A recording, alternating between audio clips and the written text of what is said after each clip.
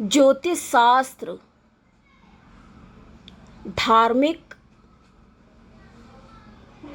आध्यात्मिक, सामुद्रिक शास्त्र, अंक शास्त्र, पुण्याय एस्ट्रोलॉजी बाय एसटी में आपका स्वागत है।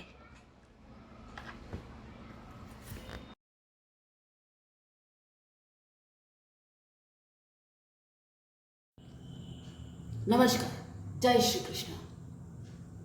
दर्शकों, जैसा कि आपको पता है कि जब भी जन्मांक किसी का भी विवाह के लिए या शादी के लिए मिलाते हैं तो मांगलिक के ऊपर बहुत चर्चा होती है, विशेष चर्चा की जाती है।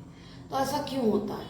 क्योंकि मांगलिक दोष जो है ये बहुत ज़्यादा इम्पॉर्टेंट है। किसी को देखे जन्मांक के विषय में कुछ पता हो ना पता हो, ये बात तो उसको जरूरी पता हो। और तो मित्रों, मांगलिक के बारे में यही कहा जाएगा कि कई बार इससे बचाव हो जाता है। तो सबसे प्रथम अवस्था जो है, यदि मंगल कहीं बैठा हो उसके ठीक सामने जो हमने चौकोर खाने बताए उसको केंद्र कहेंगे। बहुत महत्वपूर्ण वो होते हैं।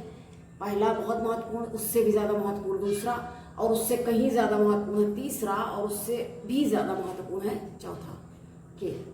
तो ये इम्पॉर्टेंट है। सीधी दृष्टि अगर कहीं गुरु की, गुरु महाराज की, जुपिटर की सीधी दृष्टि कहीं से भी पड़ जाती है तो ये अत्यंत शुभ अवस्था, फिर मांगलिक का दोष नहीं माना जाता। क्योंकि गुरु क्या करते हैं, उनकी दृष्टि में अमृत है। अब आप समझिए, गुरु है, किसी स्टूडेंट, किसी बच्चे को उसने देखा तो क्या होगा, शुभता में वृद्धि हो जाएगी। जब शुभता में ही वृद्धि हो गई, और एक स्थिति आपको बताएंगे कि बुध ग्रह बालक है, चंचल है, लेकिन बहुत बुद्धिमान है। बुद्धिमान बच्चे कैसे होते हैं? छोटे छोटे होते हैं, उनको जरा सा कुछ भी बता दो जल्दी से सीख लेते हैं, जल्दी से अपना काम करने लग जाते हैं। उनको बिल्कुल कोई भी बात से फर्क नहीं पड़ता है कि क्या बताया, जो भी बताया जल्दी से कैच कर लिया उन्होंने, और जो कॉपी कर लेते जल्दी से। बच्चे क्या करते हैं,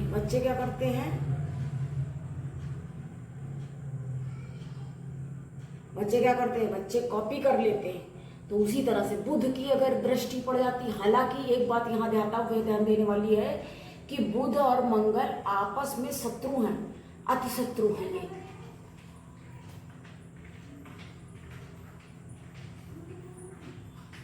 शत्रु हैं और क्या करते हैं, ये बिल्कुल भी एक दूसरे को जब दृष्टिपात कर देते हैं तो ये, लेकिन क्या कर देते हैं, मंगली दोष में कमी आ जाती है।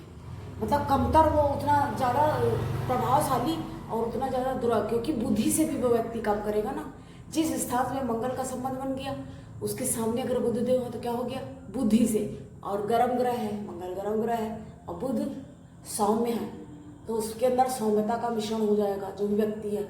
और गुरु की दृष्टि अगर कहीं पड़ जाती है किसी भी, और कितनी कितनी जगह से पड़ सकती, गुरु के पास 3 दृष्टियां हैं।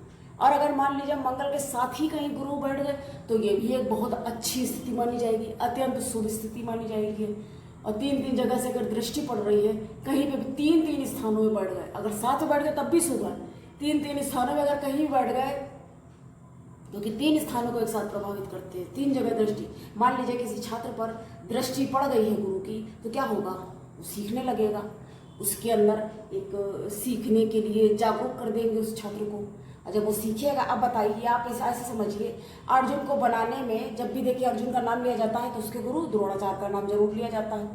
तो अर्जुन को बनाने में बहुत योग्य थे, लेकिन गुरु का तो एक अपना अलग ही महत्व है।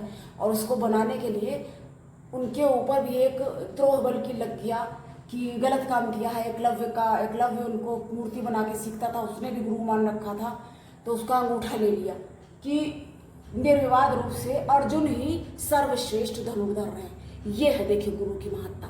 जब ऐसे गुरु मिल जाते हैं तब क्या होता है, स्थिति जो है बहुत अच्छी, बहुत सही स्थिति।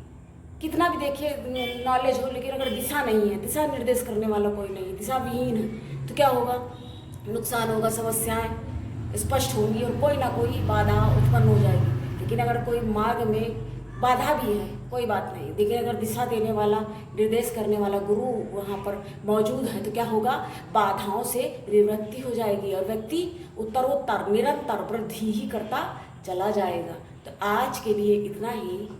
ज्ञानवर्धक कार्यक्रम आपके लिए उपस्थित होते लेकर, और कोशिश ये रहती है कि आपको अधिक से अधिक अच्छे और जानकारी, नई नित नई जानकारी आपको प्राप्त हो सके, करा सकें, इसके लिए वचनबद्ध है, कटिबद्ध है। तो आज के लिए इतना ही। अब मुझे दीजिए इजाज़त, मिलेंगे फिर अगली चर्चा में। तब तक के लिए नमस्कार। जय श्री कृष्ण। कृष्णं वंदे जगत गुरु, अर्थात कृष्ण ही जगत के गुरु हैं।